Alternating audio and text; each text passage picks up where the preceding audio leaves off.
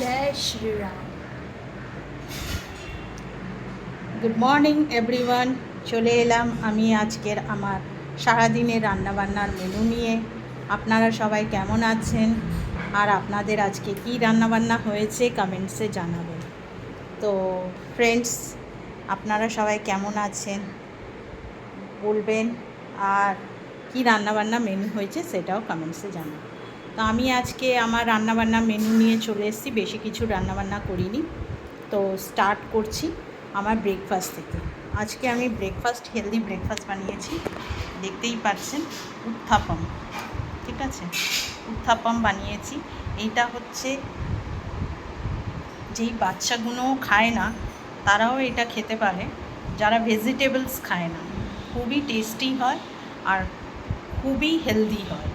এর মধ্যে পড়েছে সুজি, পেঁয়াজ কুচি, টমেটো, গাজর, বেল পেপার, ক্যাপসিকাম, যত হেলদি ভেজিটেবলস সব এর মধ্যে পড়েছে। তো আজকে আমি হেলদি ব্রেকফাস্ট বানিয়েছি।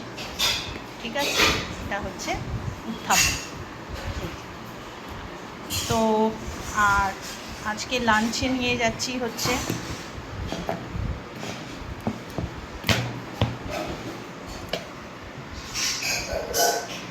চিংড়ি দিয়ে লাউ, চিংড়ি দিয়ে না, ইলিশ মাছের মাথা দিয়ে লাউয়ের ঘন্ট, আর টকের ডাল, ভাত, আর এখানে হচ্ছে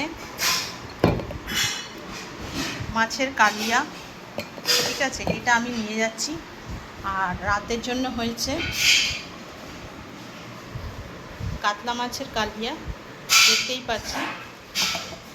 তার সাথে হয়েছে ইলিশ মাছ দিয়ে লাউয়ের ঘন্ট